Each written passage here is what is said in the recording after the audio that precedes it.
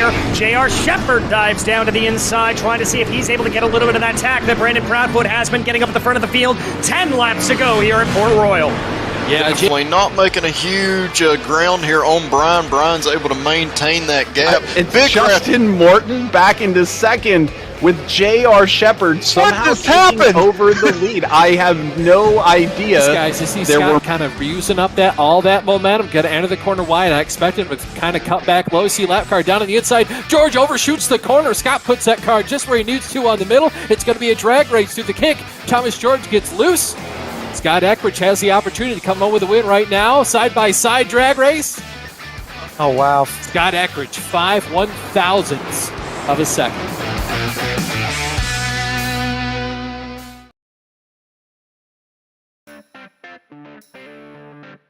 As the season continues to wind its way along, we continue to crisscross the country in search of some of the greatest dirt tracks around. And today, we find ourselves here in the heart of Illinois at Fairbury Speedway, a tight quarter-of-a-mile bull ring that will be sure to put the challenge on both drivers and their dirt street stocks.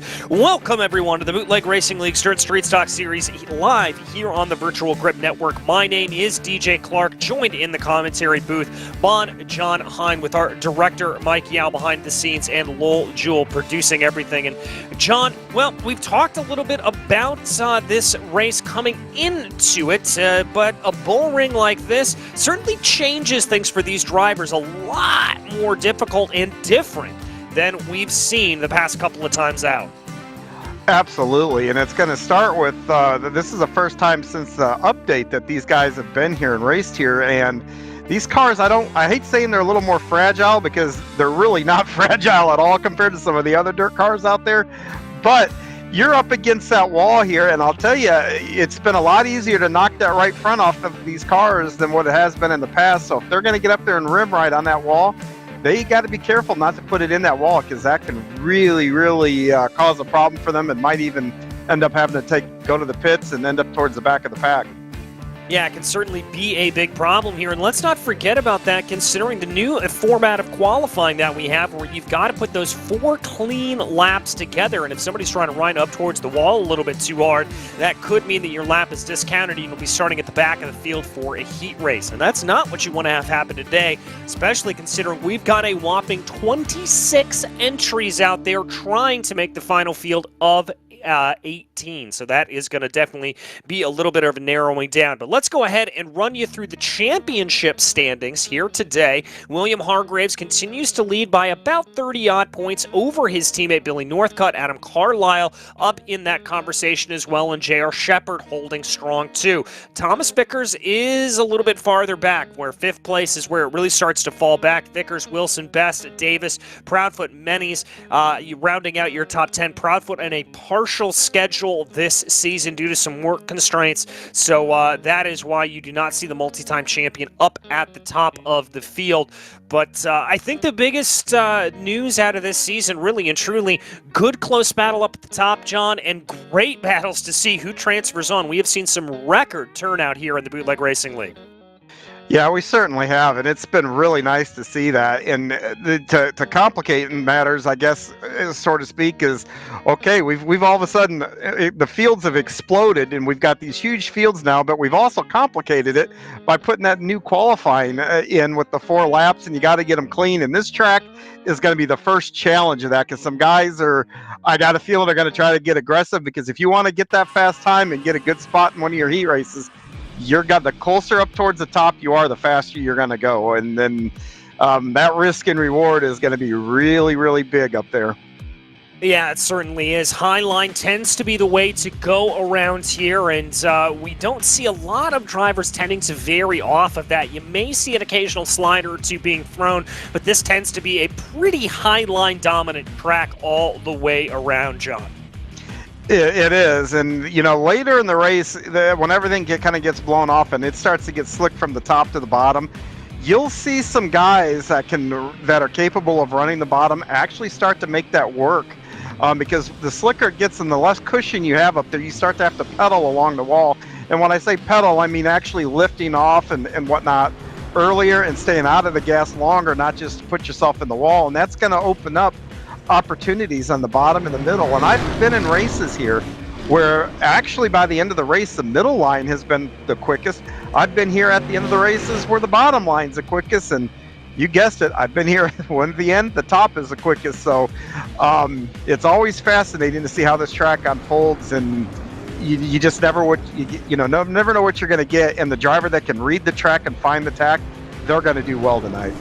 Well, and that is one of the things that we most love about this series, is having to be able to read the track and find the tack, as you said. Brandon Proudfoot, the one who is arguably the best at doing that, looking like he is not going to be here today, but plenty of heavy hitters in the field. I see Hargraves out there, Bo Brannon, a new name who looked very, very good, Rocky Batten field, as well as Neville Ulf coming back into the field. He is a name there that we've seen many a time. Also Billy Northcutt looks like he has just popped into the session, making it a 27 car field here again. So there are going to be 9 drivers going home by the end of the night.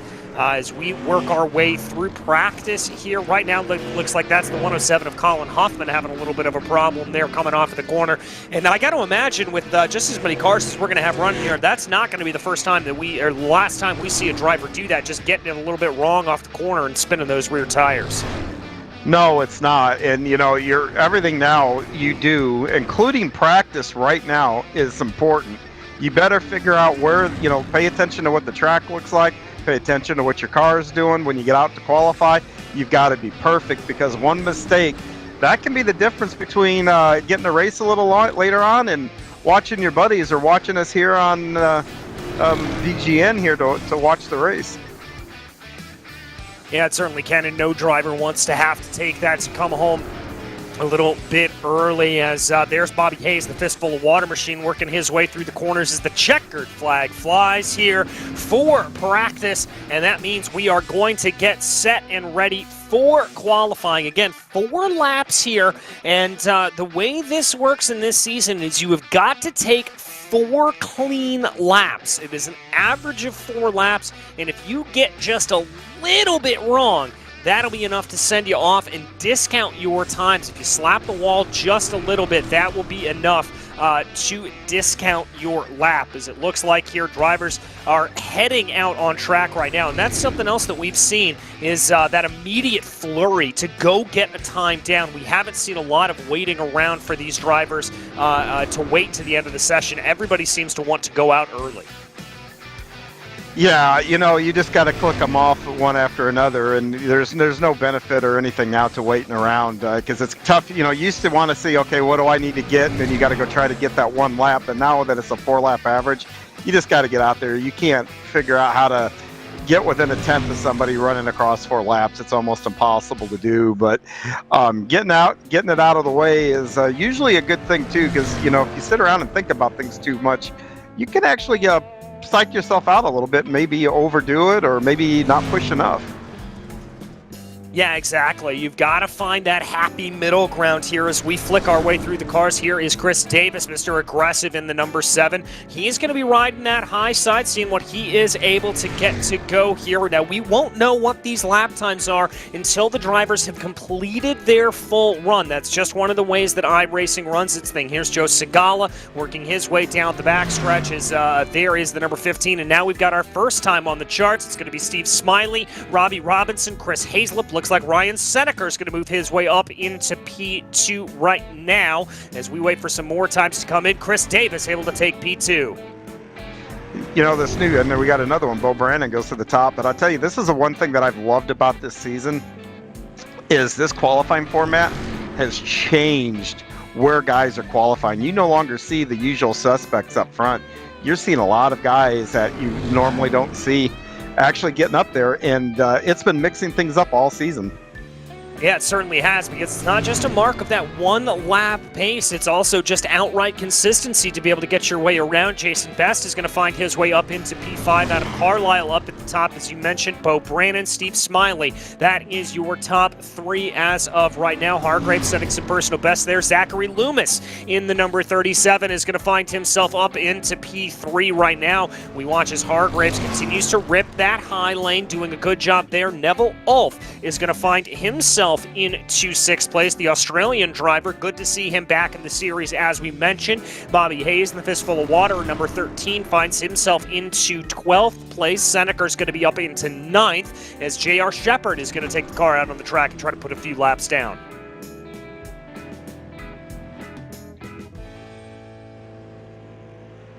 As we continue. Like I said, Adam Carlisle. Sorry. Oh, good. As there is Ryan Seneca, the number 19, bringing his way around right now. He's going to be putting some practice laps down there. J.R. Shepard running a little bit of a counter line right there. Looks like he was running a little bit on the midline. A little counterintuitive there from what we've seen, John, but may work out for J.R. Yeah, it very well might. And there's a couple of options here you got to run the track. You can go down on the bottom. As long as you take a wide entry, you could probably keep your speed up on the bottom. You can keep your momentum up on the top too, and then even the line that JR has taken there. It's viable. You just got to be able to make it work. It all matters in how you work that throttle pedal.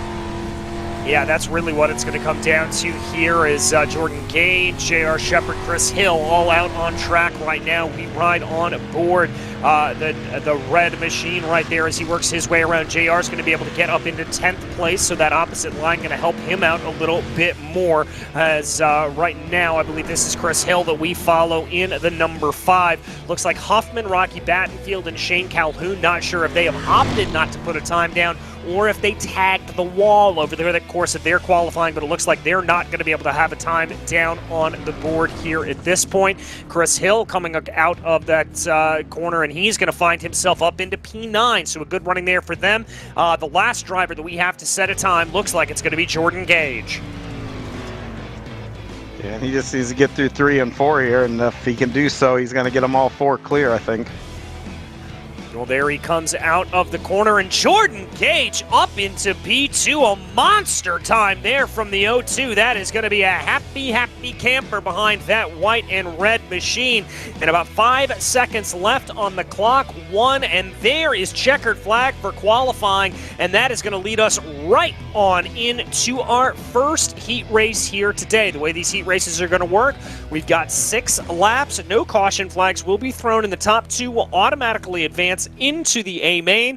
Everybody else, they've got to go back to the B and C main and fight their way through the consies. So in this first heat race, it's going to be Billy Northcutt and William Hargraves, the 2 Dirt Panda Racing Team drivers up in the front. Then it'll be Jeffrey Harden and Neville Ulf, Robbie Robinson, Mike Mennies, and Rocky Battenfield bringing up the back of the field. And I don't know about you here, John, but I've got to think my eyes is a little bit on that 097 of Rocky Battenfield. We saw Rocky have some great pace last time out. Got to think he'll have it here again today. Just qualifying didn't go his way. Yeah, and if this is a track that he's really comfortable and really good at, which I got to think probably is, it's a dirt track. But, yeah, he's going to have to be pretty aggressive. He's not going to have a whole lot of time to wait around and try to work guys over. So he's probably going to have to be aggressive here from the start. And I know if I'm in his shoes, my goal is to get the best starting spot that I possibly can in a B. I think it's going to be really tough for him to catch those Dirt Panda teammates with them being on the front row. But if he can be 3rd or 4th and be up towards the front of a B main, that'll be fantastic for him. Yeah, I think that'll be good for him as the pace truck scampers its way off into pit lane. Billy Northcutt's going to bring the field around to green, opting to start on the high lane here. Going to wait to get on the loud pedal, and there he goes as he takes the green flag, immediately gets a good jump on the field. Looks like his teammate there of Hargraves is going to jump up to the outside and join him there. Neville Ulf able to move up 1 position. Manny's able to move up 2 as the big losers there look to be Jeffrey Harden and Robbie Robinson. Robinson really fighting back down through the field. He is falling back down through the order here at this point as they complete lap number 1. Yeah, you can clearly see where the fast line is up on the top. Here comes Battenfield on the bottom to see what he can do here. But I was going to say, Robbie Robinson was down there and he got freight trained by the field. Yeah, it looks like Rocky tried to throw a big old slider there on the number 97. Didn't exactly play out well, but Harden making contact with the wall up in front of him. That could present a little bit of an opportunity as now Battenfield's going to make contact with the wall as he comes out of 3 and 4. Continues to work the car around. You can see just how much more speed he's able to get. Very big contact into the side there of Jeffrey Harden. Yeah, Rocky did a good job of getting a little bit off of him there so Harden could gather that car back up. But he's continuing the attack. There he goes on the bottom. Going to try the slider, but it's not going to have enough crossover. He's going to have to fall back in the line. Meanwhile, at the front of the field, Northcutt and Hargraves continuing to run away as they take the white flag here up in front of the field. Battenfield looks like he's only going to be able to gain one position here as the rest of the field relatively spaced out. Northcutt leading Hargraves as Northcutt chucks it on in. Hargraves looks for a little bit of a slider down low. That's not going to play itself out, and Northcutt takes the victory over William Hargraves. Those two will automatically advance. Ulf, Mennies, Hardin, Battenfield, and Robinson all headed to the consolation races here today. As there you take a look at the official finishing order of heat race number 1 and heat race number 2 already lining up and getting ready to go. It's going to be Jordan Gage, another one of the Dirt Panda Racing team members in P1, Zachary Loomis to his outside. Then in row 2, it's Chris Hill and Jason Best. Dylan Corey and John Wilson and Shane Calhoun will round out the back of the field here today. Another 6 laps, another way to go, and it looks like here that Jordan Gage is going to be taking a leaf out of Billy Northcutt's book and starting up on the high side. Yeah, it looks that way. And I tell you, these guys in the back, the one thing I saw in that first heat race is, you know, there's still a lot of tack out there. This track is still got a lot of speed in it, and that's why you saw a lot of one-lane racing here. So these guys towards the back, they've got some really tough sledding because there's not too many options out there to pick up a spot. You got to hope for guys to make a mistake, it looks like, and be right there to pounce. That might be your only way to move forward at this point yet. Yeah, we'll have to see if any of those mistakes play themselves out here in the second of 4 heat races on the night. I believe 4 heat races on the night as Gage gets on the loud pedal and we get racing for heat number 2. Jordan Gage is going to be able to get away there well. Looks like Chris Hill's trying down on the low side. Contact, though, and that's almost going to spin around John Wilson and Jason Best, but they're somehow able to regather it. That's Best spun in around John Wilson in contact there with him. I think that was just a bit of bumping and banging down the back straightaway that threw the both of them off. Yeah, and this shows you right off the bat that, you know, these guys are not, there's not really a whole lot of give and take. Everything counts here. You know, there's a lot of guys going home. You cannot lift at certain points now like what you normally would if there wasn't so much on line.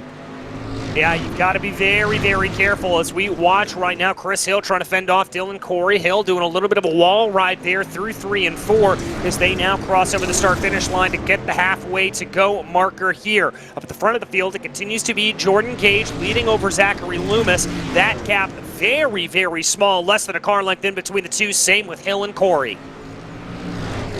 Yeah, and everybody's just kind of following in each other's tracks. Occasionally you'll see somebody peek down into a lower line there, but I just, like I said, I just don't think there's enough there yet to go down there and actually make that work.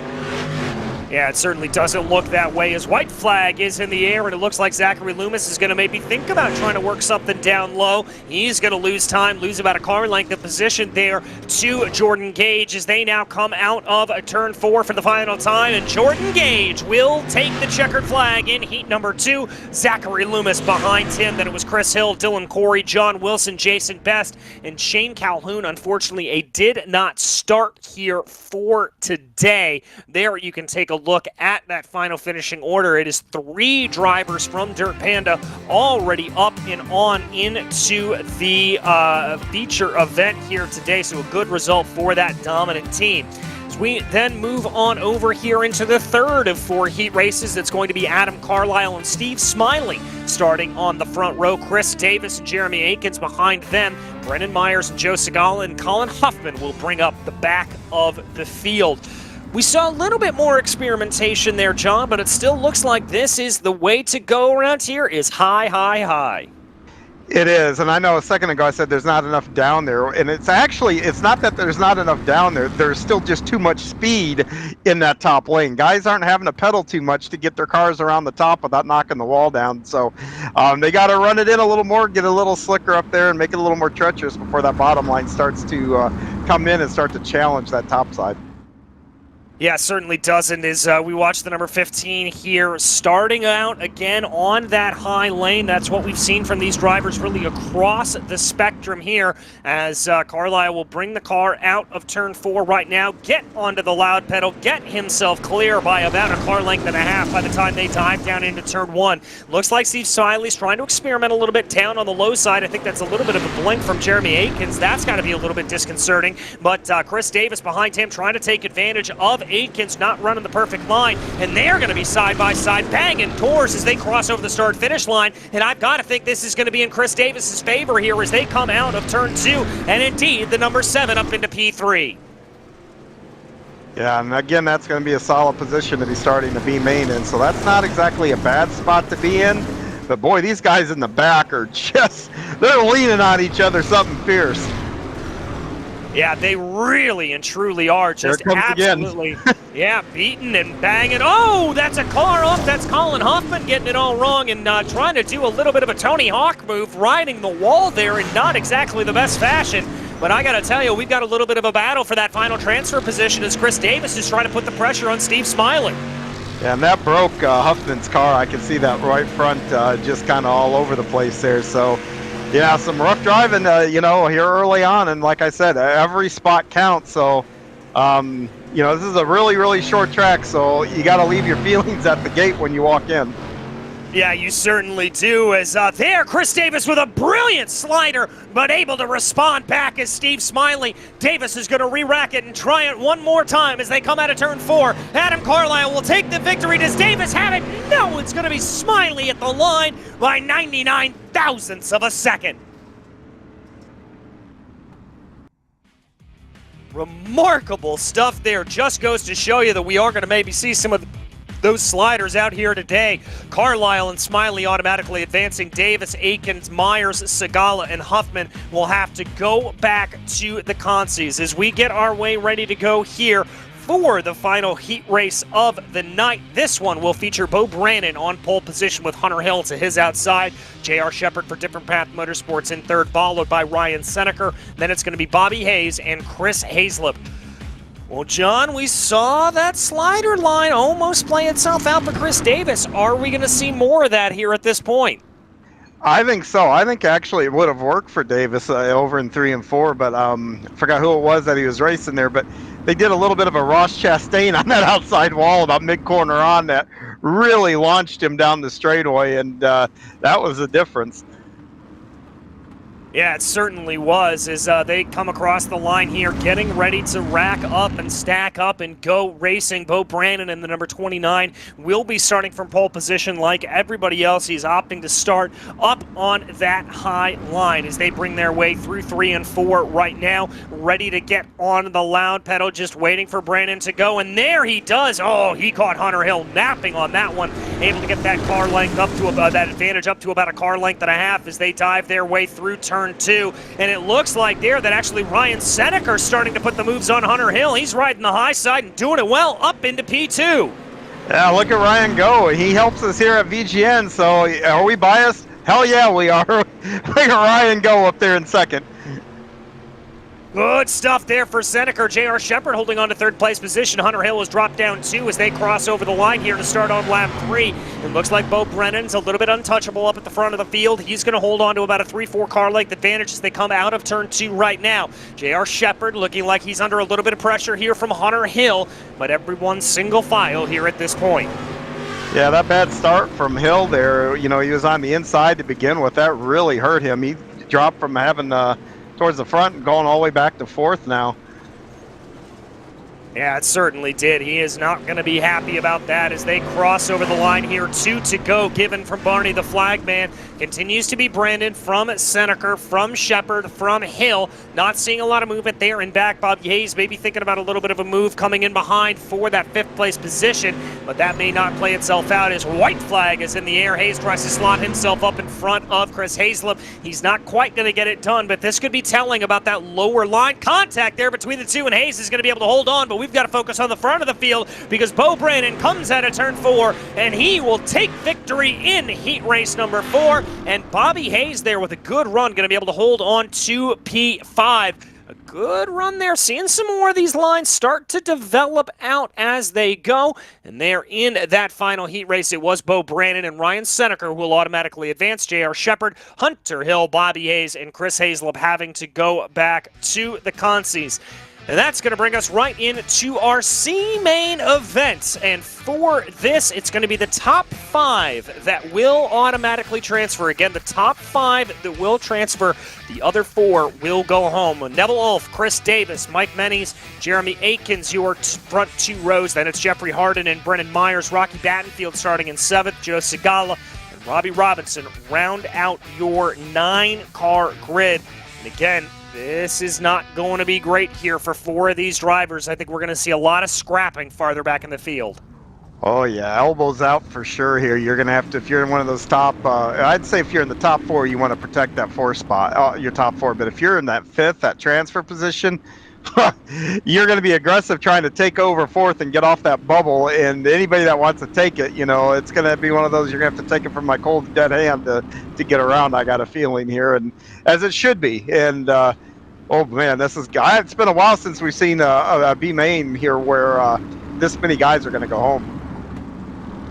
Yeah, it certainly has been a hot minute, and as they start off here, Neville Ulf going to be out to the outside, as we've seen a couple of these drivers do over the course of the running.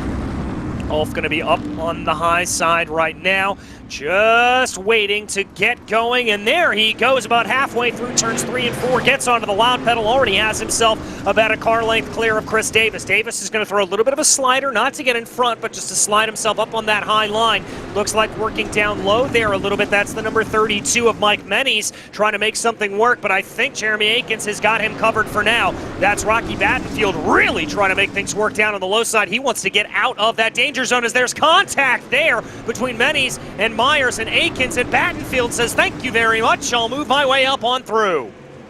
Yeah, when he slid up there, Mennies kind of checked everybody up on that outside line, and Battenfield really took advantage of it.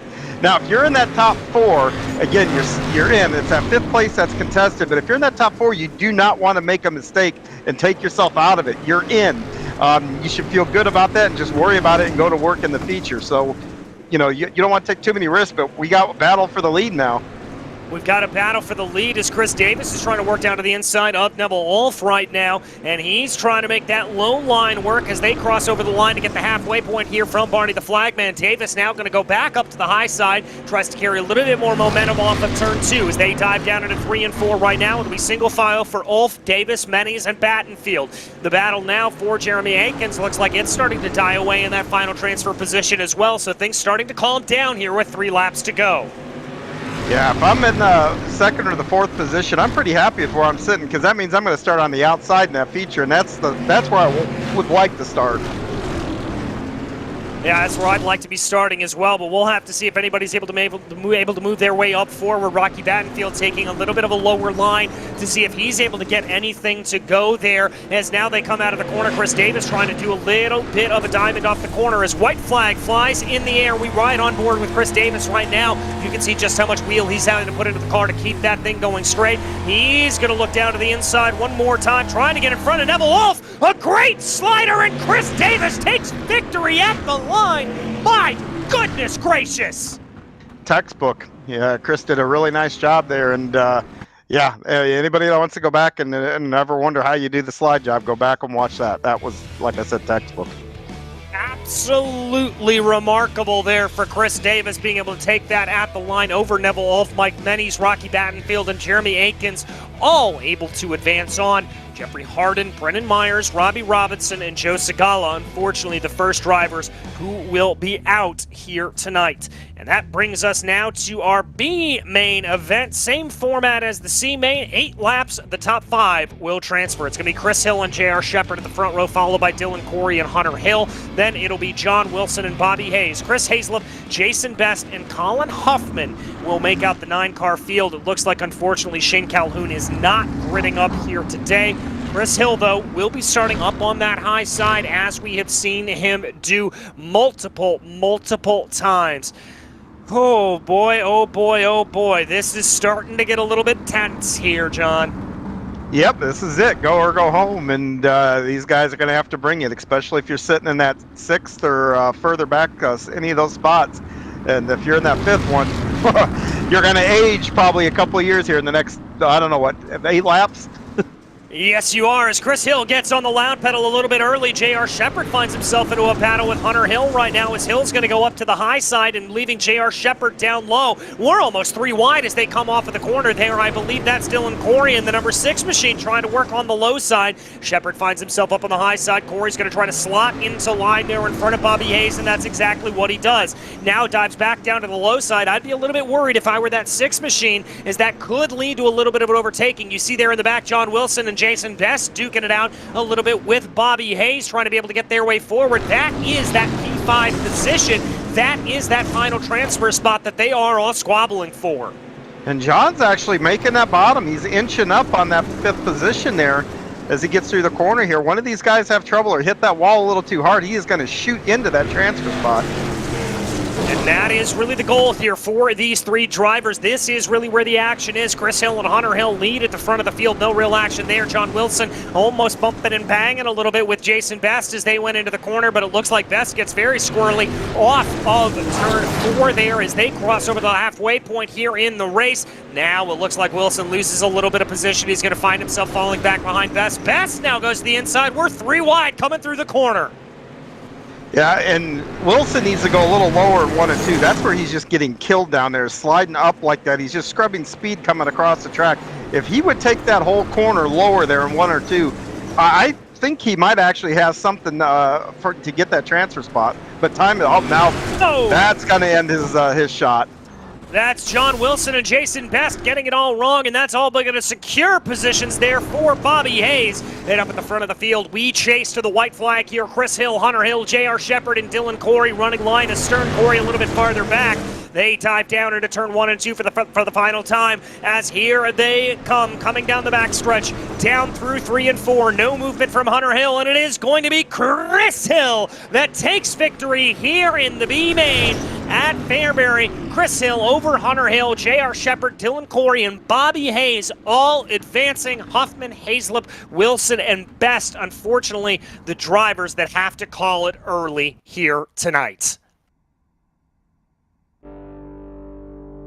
As there we take a look at that final running order there. As we said, a very, very tough run for John Wilson and Jason Best, who are really in a tight scrap there with Bobby Hayes to try to hold on to that 5th and final transfer spot. But now we move on here into the customary 5-minute warm-up for these drivers. This is a chance, John, for them to go out on the track, and particularly if you're guys like Hargraves or Northcutt that haven't been out here for a hot minute, you get to feel the track and feel what it's doing. Yeah, you do, and you get to kind of, I hate to say this, shake that rust off, like you've been out of the car for months. But, yeah, it's changed completely. And the more importantly, though, you've got to figure out what the track, you got to get out there, look at the track, look at what it's doing, and put your car in positions because, everybody wants to fight for that top. Well, if you're back 2nd, 3rd, 4th, you're going to have to figure out different ways around. So I would be going down low, running a lap all the way around on the bottom, listening to the lap time.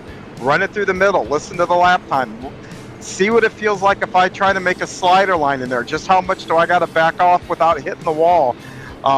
Getting all that down, and you've got to process it. You've only got 5 minutes to do all this. You've just got to stay really busy here and be very workmanlike and just have a checklist of things that you want to do and do them quickly. Yeah, exactly. You've got to be very, very methodical here at this point. You don't have a whole lot of time to get things done, and you just need to absolutely work your way through everything as quickly and as speedily as possible to make sure that everything is able to play itself out. I can tell you right now, Adam Carlisle is continuing on from his run of good pace. He is up at the top of the charts right now. Jordan Gage, Hargraves, Smiley, and Northcutt up there in the top 5. You don't always want to read too much into these times necessarily, as things can change around a little bit, but it is still important to keep an eye on that. Yeah, and and the thing is too, the other thing to think about is this is a track, it's a quarter mile. It's small. there's not really a whole lot of places to go run and hide or get out of the way here. These guys are going to be on top of each other the entire time. Unless you're the leader for the first few laps after a caution, you're probably going to be in traffic the entire 40 laps, scrapping and everything else. And that can make a long 40 laps here to do that. Yeah, exactly. We're going to see a little bit of bumping and banging here, I would have to imagine, over the course of this 40-lap feature event here today at Fairbury. And it's really just going to be a matter of your commitment, I think, at this point to running the high line and being able to read when that high line goes away and when you're able to start working down on the low side and probably avoiding moments like that for Rocky Battenfield, who just had a big ride on the wall. Yeah, and the thing is, too, if you try something here in these conditions and it doesn't work out, you're probably going to lose a couple, 2-3 spots as close as everybody's going to be together.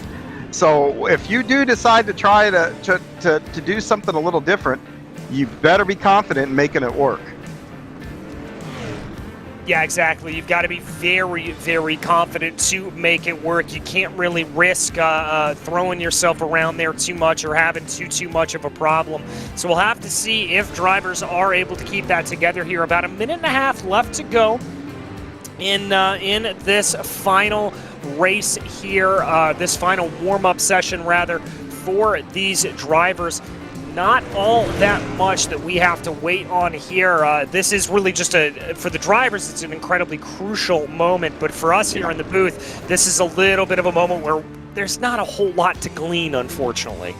No, there's not. And, and I'll tell you, just from experience now, I ran with these guys last week at Cedar Lake, and, the track changes and everything else. And there's some guys out here that do keep up with the track very, very well. And the one thing that I found all the way through this field, these guys are opportunistic in these cars.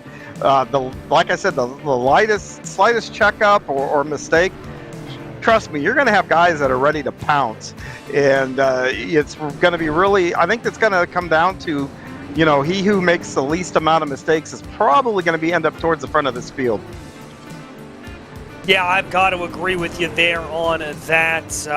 It's going to be a race where you've got to avoid mistakes and you've just got to be as clear as possible. Even just the merest brush with that outside wall could set you up for a little bit of a problem, as there goes the checkered flag flying for the warm-up session, and we get ready to grid up here for our 40-lap feature event live from Fairbury, as everybody there taking the cars off the track, and now we will get ready to grid up indeed, as here we will bring you the starting grid for the race here today. Lining up in pole position, it will be Billy Northcutt with Jordan Gage to his outside. Adam Carlisle and Bo Brannon will be in row 2 behind them, with William Hargraves in P5 and Zachary Loomis in P6. Steve Smiley will start off 7th, followed by Ryan Seneca, with Chris Davis and Chris Hill rounding out your top 10, John. Yes, and then we got the number 30 of Neville Ulf going to start there in 11th. To his outside is going to be the number 12 of Hunter Hill. Starting in the 7th row on the inside is going to be the number 32 of Michael Moniz, and next to him is going to be the 98. That's going to be J.R. Shepard. Then we got Rocky Battenfield that's going to start 15th on the field. Next to him will be Dylan Corey, and rounding out your field here tonight is going to be the 57 of Jeremy Atkins and the number 13 of Bobby Atkins. Jeremy Atkins, sorry. Bobby Hayes. Yeah, I'm old, and sometimes it's hard to read. I'm gonna chalk that up to that. All right, that's exactly what we'll chalk it up to. But here they come. Only one more lap under pace car conditions before we head back out and go racing and let this field of 18 tear it up around Fairbury Speedway. It looks here like, interestingly, that Jordan Gage is going to be on the outside. Billy Northcutt opting to start down on the low side here as Northcutt gets on the loud pedal, and we are racing in Illinois. There they go. The field coming down into turn 1 for the first time. Seeing them spread out about 2 wide there. Looks like Northcutt able to make that low line work a little bit better. He's running the middle line here at this point. I'd keep my eye on Adam Carlisle running high, as we're going to be 3 wide coming off the corner. That got a little bit squirrely, a little bit bumping and banging there between the hills, and that is Hargraves going super low down to the inside. But up at the front of the field, Billy Northcutt starting to streak away a little bit. Yeah, this is outstanding. We've got guys up on the top, guys on the bottom, guys in the middle here, and what a great start to this race. An absolutely fantastic start as we focus in on William Hargraves, your championship leader there, fighting for third. That's going to be the number 29 of Bo Brandon down to his inside. Is there you see climbing the wall behind them? I believe that's Zachary Loomis in the number 37 trying to make it work. Here comes Hargraves working through a little bit of that dirt, working his way around. They'll be perfectly parallel as they cross over the line. Meanwhile, up at the front of the field there, you can see that little bit of a battle between Billy Northcutt and Jordan Cage. Now Hargraves and Brandon. These two cannot be separated whatsoever. Yeah, that battle for third is something else here. You just barely anybody seems to have an advantage in this one here, and they're giving each other room and driving respectful here, and that's always good to see. Yeah, indeed it is. As now it finally gets its way down into single file order. Hargraves, Brandon, and Loomis. Carlisle may be thinking about being a part of this battle if he's able to close in a little bit more closer back in the field, a little bit closer running there, but it's still a real log jam up here at the front. But Billy Northcutt continuing to lead, sort of making that change as they went through. A little bit surprised to see him running the middle line here at this point in the race, but that's clearly where the speed is. As there you see the number 15 in the background. That's Carlisle experimenting and going back up high.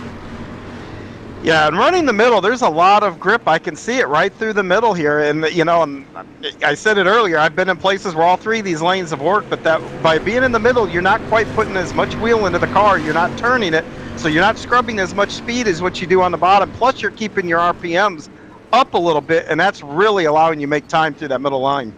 Yeah, and if you're able to keep your RPMs up, that just keeps that running, that engine humming a little bit better. We watching on the battle there, that looks like we had a little bit of close running. Here's J.R. Shepard, who finds himself in a close little battle right now with Chris Hill. That's going to be Ryan Seneker directly up ahead of him, and I believe that is Mike Menny's there behind him as well. So this is really the hornet's nest in the field as we are over the quarter century mark here in this race, the quarter part of this race, working on lap 11 right now. Yeah, these guys are doing an outstanding job here of navigating this little quarter mile here and then giving each other room, and very good to see. Very good racing here, and I guess we shouldn't expect anything less here from the BRL. No, and I want to give them credit here. I thought we were going to have a little bit of yellow being thrown here early on, but they have kept it clean, and green is up at the front of the field. That's a pass for the lead. Jordan Gage able to make the move, and here comes Hargraves. Gage made a really nice move there and kind of went a little bit lower, but I don't think this battle's over yet. I don't think it is either, but it looks like there that Northcutt lost a little bit of time coming off the corner. He may be struggling a little bit just getting the power down, as indeed it looks like his teammate here of William Hargraves is going to start to put some pressure. And here's something else that we haven't had to consider for a long time. We've got some lap traffic to deal with directly up ahead of these drivers. This could get hairy. Yeah, and just not lap traffic, but lap traffic that's battling each other. So those guys got their own race going on, and these leaders have their own race going on. So you're going to have some different agendas here collide here shortly. Yeah, you certainly are. That gap certainly coming down here at this point with 15 laps in the books as they continue to go. It looks like Hargraves has now been able to clear Billy Northcutt, as it looks like that 00 losing a little bit of speed here, and everybody migrating their way lower and lower onto the track here as they run. But Jordan Gage continues to lead by a gap of about, let's call that 4 or 5 car lengths as they continue to work their way around. Here is that battle that they are coming up on. Dylan Coyle, Mike Mennies, and Jeremy Akins. This is what they are going to have to contend with here, and I don't know how they're going to deal with this. I'm going to tell you right now, if you're in Jordan Gage's shoes here, you're being very deliberate on what you do here with the wheel, but you've got to be patient. And the nice thing is, if he's got his relative up or if he's using his mirror, he knows he's got a little bit of a gap between him and that 71. So he can be a little patient here to try to weed their way through here. We've had a couple of drivers pull off down into the infield here. Chris Hill, Bobby Hayes. Finally, a like they have him there. We've got a yellow. That is one of the Hills. That's Zachary Loomis getting it wrong. Looks like he went for a little bit of a crossover here on Adam Carlisle. And there he went down into the corner, just a little bit too much over rotation and a little bit of a poke there from the number 29 of Bo Brandon, and that's going to be just enough to send him spinning around here just over the halfway point in this race. Well, John, that removes the threat of traffic from these drivers, I won't lie. Yeah, just for the time being. If they have another run like this, we're only halfway through here, so it's very possible they can put it back in there. But I'll tell you, Jordan Gage is going to be really happy there. And, the one thing about that, where we saw Loomis there go around, and then you saw the nudge there from Bannon, but these cars, they're momentum and they're heavy, so when they're moving, they just can't stop on a dime. I can assure you there's nothing Bo could do there other than probably tap him a little bit once that back end came out from Loomis. Yeah, you're probably right about that. As the lights on the iRacing pace truck are off, and we are restacked, re-racked, and ready to go here back at Fairbury. It's going to be Jordan Gage bringing the field to green. He will start on the inside. William Hargraves to his outside here as they get back to running. And there onto the loud pedal goes Gage, but it's not that great of a restart. And he's going to have a lot of pressure here from Hargraves, who wings that car up high as long as it will go. Looks like we've had a car off in the back. I don't see any yellow being thrown, but we've got a battle for the lead as Hargraves tries to throw a little bit of a slider there on Gage. It's not going to work. Gage fighting back around the outside. They've now switched positions. Yeah, and watch this run that Gage is going to have off the top. But Hargraves had it last time and was able to cross him over here. And I think the track is transitioning now. I think that top is going to start coming back in here. All right, that certainly does look like it. He's got a pretty good run, but Hargraves working down on the low side as we check out here to see what Gage is going to be able to do. They're going to be perfectly parallel as they dive down into turn 3 right now. A little bit of contact up for the wall there with Jordan Gage. That's also Adam Carlisle right behind him as well. They have dropped Billy Northcutt like a bad habit. Northcutt is all the way back down in 5th place right now. Yeah, I think Northcutt probably wants to get to the top side. I think he's struggling on the bottom here. Look for him to try to move up, but look at Rocky Battenfield has come from way back in the pack now. Is starting to make his way through and almost up to these leaders. Yeah, Battenfield, your big mover on the day. He is up 8 positions as it looks like Northcutt is losing a little bit of ground here to Jordan Gage. We saw him be able to run well out of the corner. Now he's going to try to slot himself in line there ahead of Adam Carlisle. And now it's going to be Adam Carlisle that's going to be battling with your points leader of William Hargraves. And I think that's going to be positioned to Carlisle in just a few laps' time if things continue to go the way that they are right now.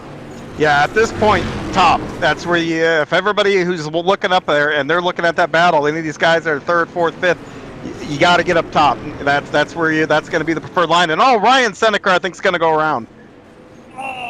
He went around but got it pointed back the right way, but that was still enough to trigger the iRacing caution. Let's take a look at this. Oh, he just got tipped. He just got tipped there, unfortunately, coming off the corner, and then a little bit of a T-bone there from Chris Davis. And you see what I meant. He was sideways prone across the track there. That was Hunter Hill that got into him originally, but he was able to keep going. Wish that could have stayed green. Yeah, and that's that one there actually probably. He had it actually saved, and it looked like Hill was going to give him enough room to kind of get it together, but Chris Davis just moved up the track there, and really that's where a big part of that problem came from. Chris, I'm sure, didn't realize that they might have been 3 wide or something. He came out of that corner like he thought they'd be 2 wide and just tip-checked them into each other, and that really, and unfortunately, it looks like Seneca's going to the back. Yeah, it does look like that. A real shame out there that sometimes director here, as we're already ready to go back racing. My goodness, that's how fast these laps tick down here at Fairbury. We'll get going here with on lap 28, so about 13 to go. Gage is going to get out into the front. Northcutt is back into this equation as well, running the high side. Looks like Hargraves is going to try to work low, but maybe slot in front of his teammate. Yes, he is. He's going to work back up to the high side now. A little bit of a hornet's nest farther back there as that's Rocky Battenfield starting to push his way forward, trying to make a little bit of a move here on Billy Northcutt for P4. Battenfield up into 5th place, up 10 positions. That's the drive of the race here for me at this point. It absolutely is, but if you notice too, Northcutt now is not being left behind like he was now that he's moved up to the top. But now he goes a little bit low, kind of runs a slider line, and right there he loses ground to Hargraves, and then Battenfield crosses him over. Yeah, Battenfield crosses him over. Is he going to be able to get it done? Whoa, we've got a little bit of a slider there up for the front. Jordan Gage and Adam Carlisle swapping positions. And now it looks like it's going to be William Hargraves saying, let me try some of that as well. Not going to play out there for Hargraves. He's going to stay back in 3rd in line right now. Gage leads from Carlisle, leads from Hargraves, leads from Northcutt, leads from Battenfield, all in single file. Yeah, man, these guys are right in each other's tracks here, and this is pretty intense racing. These guys I guarantee it'd have a death grip on their wheels. Yeah, I'm sure they do as well. They are certainly white-knuckling it around here as it looks like Carlisle is starting to close in a little bit for the lead. Almost had to back off there courtesy of contact. Is that going to open up a little bit of an opportunity here for William Hargraves? Maybe carry a little bit of momentum in. Contact with the wall there for the number 15 as well. We jump back further in the field. This is Chris Davis fighting around for about 9th place right now. Big slider up at the front. That was Carlisle throwing the slider, and that's going to be Gage able to respond. Yeah, with 6 laps to go, you know, I think he's trying things out and trying to figure out maybe for that last lap when to do it and if he can hold on to it, if he does do it. Yeah, and it doesn't look like he's going to try it again there. I think that moved just a little bit too far behind, not quite able to get it to go. But the top 3 continuing to run here, breaking away a little bit from Billy Northcutt with 5 laps to go as they cross over. A little bit of a checkup from Adam Carlisle as now it's going to be Hargraves working down on the low side to see if he can pick up a little bit of speed from running down there. Jordan Gage continues to lead. Carlisle tries to diamond off the corner just a little bit more to see if that'll work out. Didn't look like it played there for him. They're going to continue to work their way through, everybody riding the rim here with about coming to the line with 3 to go. Yeah, 3 to go, and this is still anybody's race, I would say, within the top 5. Yeah, I've got to agree with you there at this point. 3 laps to go as they crossed over, call it 2.5 now as they work down their backstretch. A little bit of a wiggle there from Adam Carlisle, and Carlisle and Gage starting to get a little bit of breathing room between themselves and William Hargraves on the straightaways. 2 to go, given from Barney the Flagman here as they continue to go. Diamonding off the corner is Carlisle, trying to see if he can get anything resembling a run. He's going to look down to the inside. Are we going to see another slider? Yes, we are. He's not going to be able to get it reined up in time, and Gage is going to be able to get ahead as they go into the final lap. Here comes another slider from Carlisle. He's got to check his momentum. There was contact there between the 2. That's going to cost Carlisle the position. Hargraves is able to hold it in. Going low is Gage. Gage is going to run to the line. Gage takes victory over Hargraves, over Carlisle. What a finish. What a finish. These guys, I think we should just come here every week. I wouldn't be opposed to that whatsoever. My goodness gracious, as everybody finishes over coming across the line here, there are your final results from tonight. Jordan Gage ahead of William Hargraves and Adam Carlisle. Billy Northcutt and Rocky Battenfield up 10 positions into P5. Then it was Hunter Hill and Bo Brannon, Steve Smiley, Chris Davis, and Zachary Loomis who round out your top 10, John. Yeah, then finishing 11th is going to be Michael Maniz, followed by Dylan Corey, and then Ryan Seneker. I think Ryan's got to get our Tough Luck award for the night. And then Jeremy Atkins, followed by J.R. Shevard, Neffel Off, Christopher Hill, Bobby Hayes, and rounding out your field here is going to be, will be Bobby Hayes here in the 18th position. As we wait a minute here for the rest of the field to filter their way up into the interview booth here, and as we wait for all of them, here we go. We have our leader right now, Jordan Gage, your victor from today. Jordan, you had to fight for that one, but that looked like a fantastic run from behind the wheel of that 0-2.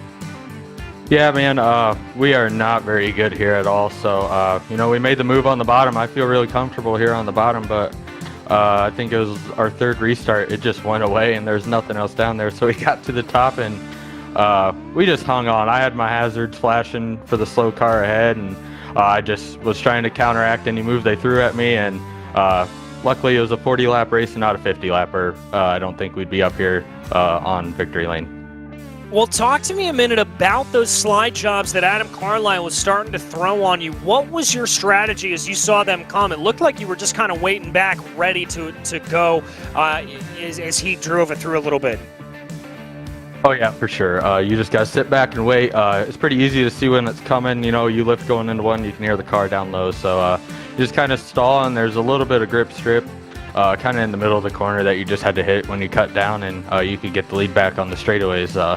I have a lot of faith in Adam to clear those sliders. We're pretty good teammates and whatnot. So, it's pretty nice racing with the teammate right there. And then that last slider, I just barely got around him. And then I looked down, William was there. And I thought he was going to make us both look dumb and get the win on the bottom. Well, you held him out, and I've got to ask you, we head to a little bit of a similar track, albeit a little bit wider in the form of Kokomo next time out. Do you like your chances there following up a victory here at Fairbury? We're decent at Kokomo. It's kind of hit or miss. I love to run the bottom. I love to be down by the tractor tires and playing around with them a lot more than ripping the right side off the car up on the wall. So if it's down on the bottom, I feel like we have a really good chance of being up front there. But it's all about qualifying. You got to qualify up front. Just makes a lot of things easier. You don't got to pass as many cars. Most certainly. Well, my friend, a victory here today. Who makes this possible? I got to thank everyone at House of Speed, JC Floyd at Cocky Floyd Consulting for all the open setup stuff. He's the man. I'm just the guy that drives the car and those things. So I got to thank him, Teledit Communications, Get a Bumper Motorsports, Dig by KR1, everyone at BRL for putting the league on, you guys for the broadcast, and that's about it.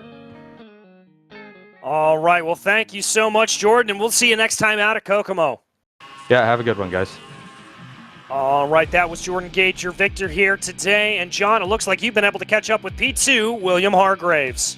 I have. William, this is John up in the booth. You got a copy? I got you, John. Well, man, I tell you, color me entertained. You guys put on a hell of a show on this tough little quarter-mile track. Walk me through this race and describe how you had to keep up with the track, because it looked like it was changing, and it looks like you had to kind of follow it a little bit. Yeah, for sure. Early on, it was, the bottom was faster, but it was pretty equal. I mean, if you were in that middle line or even the top, it seemed like. And then as the race progressed there a little bit, the bottom was still good. It was probably the best, actually, there. And I don't know if it was the first restart or the second, I don't remember, but that track literally just flipped. It did like a 180. It went from bottom straight to top, and once it went to that top side, it was pretty much no passing zone. I mean, unless you were going to throw sliders. And it was a fun race for sure. At the end there, Carlisle and Jordan throwing sliders back and forth, and I was kind of hoping to get up in the mix there. And on that last lap, I was hoping to be able to pull it off, but Jordan did everything right and was able to hang on there for sure. Well, it was a second caution where I think everybody migrated up top, and that seemed to be. And, the thing is, the sliders, they were all clean, and, they were all textbook. But the thing that seemed to hamper was that by the time you came across the slick and you scrubbed the speed, you lost all your momentum. Was there any other technique or way to do that? Do you think, looking back at it, that you might have been able to do without losing all that forward momentum? I really don't think so, especially late in the race. It's just kind of how iRacing races it, I think. And I mean, they were doing everything they could to try to pass each other, and they did a hell of a job for sure. And I don't know, it's just how iRacing plays itself out, I guess, on track to track. Well, next week's going to be Kokomo, another little bit of a bull ring here, and another multi-groove track at times here. What are your thoughts as we head out over to Indiana, and what are your prospects, do you think? Oh, I'm just going to say, oof, I don't like that track, and I don't... Well, that doesn't mean anything. You're good everywhere, William, so I don't know what I don't like the track means. You still got to probably be up front, man. It's probably going to do a lot like tonight if I had to take a guess at it, just with what I know of what I've raced of it. It could be wild, though. There could be, a high line could come in. There could be like a cut down line or a slider line. It should be racy, but yeah, that's a track I really don't like, and I feel like I never do well there, but we're going to go give it a shot. Well, we look forward to seeing you next week. And anybody you'd like to give a shout-out to for a second-place finish here tonight? Yeah, I'd just like to say congrats to Jordan on the win, and good racing there with Adam. I got to thank all my Dirt Panda Racing teammates. I got to thank Melm Electric Motor Sales, Viv's Retail Liquor. I got to thank Luell for putting this league on for all of us to race weekly. I got to thank all the sponsors that make the broadcast happen, and just all my friends and family that watch, and all the supporters. Well, awesome. We look forward to seeing you next week and see what kind of show you can put on over at Kokomo. Have a good week here, William. Thanks, John. We'll see you guys later. That's William Hargraves, second place finisher tonight here from Fairbury. Yes, it was, and now we've been able to catch up with your third place finisher, Adam Carlisle. Adam, that was an absolute street fight there for you throughout the entirety of the race. Talk us through that. Yeah, man, I had to definitely elbow up on that one for sure. Good race all around, really. I was having fun. Good race with William and Billy and Jordan. Like probably the last 10 laps. I was telling Jordan after the race, like, you know, the move over flag's waving, dude. Like, just trying not to run him over. Well, talk to me a little bit about the sliders that you were throwing. You looked like one of the few drivers that was really able to be aggressive and get that slide job to work. Yeah, you know, I figured, with where the line was at on the bottom at the start of the race, and I figured it would kind of migrate around a little bit, and I guess it kind of helps. I've actually ran on this track in a real car, so I can kind of apply that where I feel like I know where I can enter and kind of make it. So I was just trying to make, good clean passes and not just hammer the wall because, especially on this new tire and damaged model, you don't want to beat these cars up too much. Yeah, you certainly don't. Well, speaking of beating and banging on these cars a little bit, we head to Kokomo next time out. Do you think that'll be a similar run for you here in the same way?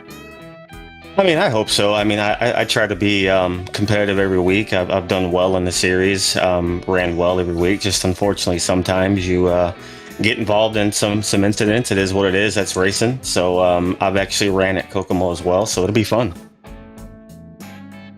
Well, I know I'm looking forward to it. That was my original home track. But as for today, Adam, anybody you'd like to thank?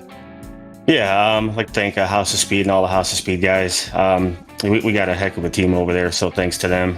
Jordan Gage and Gage Motorsports, Dylan Hauser, JC Floyd, Cocky Floyd Designs, Cocky Floyd Consulting, BRL for putting on the league, man. This is a good league. It's really fun. It's really cool to see all the turnouts every week. You guys broadcasted. You guys do a really good job. It's always fun to go back and watch the races and listen to all the commentary. So I definitely appreciate you guys for sure. Well, we are more than happy to do it, Adam Carlisle. Thank you again, and congratulations on a P3. Thanks, guys. Appreciate it.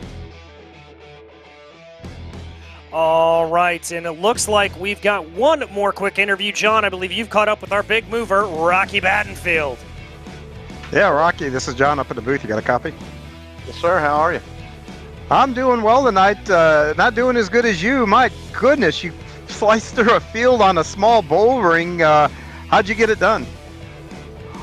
Man, the track was really good. You could run the mid, the bottom, the top, and I was just trying to run where they weren't. And if I'm running the bottom, I mean, I'd squeeze them up into the wall a little, and I mean, not crunch them, but just not leave any space for them. And I was able to just kind of move forward that way. And I don't really like hitting people to pass them, but sometimes on something like this, you kind of gotta get a little elbows up a little more. Well, the track went through a big change there, right after the second caution flew, and when you guys went back green. How difficult did you find it to kind of watch where that track was? Because it was bottom dominant for the first half of the race, and then, it was like a light switch. You didn't even see it work in. It was just like boom, all of a sudden that top side was there. Yeah, it's weird. I mean, iRacing's been doing that a lot here lately. Like as soon as you have a caution, all of a sudden it's a completely different track. And I mean, if you're not right on top of it, you're out to lunch. And well, I tell you what, we was able to stay on top of it tonight. And I mean, I don't know that I had anything for the top four guys, but it felt good to at least put on a show for everybody and get up into the top five. Well, you had to you were kind of behind the eight ball because of qualifying and all that. Just real quick, can you tell our viewers the pressure with these bigger fields to, for you, does it start when you're practicing? Does it start qualifying, heat race? We talk about it a lot in the pre-race stuff, but walk me through it from the driver's seat. When you get in here and 18 go and you see, over 25 cars in the field, what does your mindset do right from the get-go? The qualifying here is different, and that's 2 weeks in a row I've just completely ignored what the rules were. So I ran a decent qualifying on my first lap, and I threw it in there as hard as I could in lap 2, just going to see what kind of lap I could run, and hit the wall, which nullified my other laps. So that's why I ended up having to start in the back. But yeah, on a big field, there's a lot of pressure to qualify up front. It's hard with street stocks, especially because everyone's the same speed, got the same setup, and you just really have to outdrive them at that point. And I was able to catch a few good breaks and get through the field for the most part. Well, final question I have for you tonight is a little bit later. We're going to be BRL's going to be running dirt midgets right here at Fairbury. Are you going to come back and give that a shot? Oh man, I couldn't tell you the last time I ran a midget, but what time are they running? I might sneak back in here and embarrass myself. DJ? I think we go live at about 7:20. 7:20, so that's like in a minute? No. Oh, sorry, 7:20 p. That's Pacific. Oh, okay. 10:20 Eastern. Sorry. Yeah, if I can, I will definitely get back in here and embarrass myself and see what we can do. But man, I sure appreciate you guys having this and broadcasting. It's always cool. My daughter loves to watch these things and loves to hear my name being called. So hopefully you guys were all over me tonight. Oh, we were. We followed you up through here. So congratulations on a great run tonight. Good talking to you. And if you do come back, make sure you get a hold of Lowell because it's in a different BRL subcategory. So he'll have to send you an invite for that league. But we would absolutely love to have you come in there and run that. Well, I appreciate it. And I'd like to thank my sponsors here. We got Spartan Transportation. My boys over at WFO. We're all getting ready for the Gobbler right now. And we're putting in a lot of time for that. VLR, Milner Media Designs, we got iRacing iFlag. Anybody looking for something cool to get their kid or their husband or whoever's racing, get them an iFlag. I mean, it's pretty cool to have, and it's really helpful. And then Kevin Dedman over at Dirty Grass Soul, I appreciate all he does. Awesome, man. Well, congratulations again. We'll either see you later tonight or hopefully we see you next week. Yeah, I'll be here next week. About 95%. Awesome. Well, have a good week here, Rocky.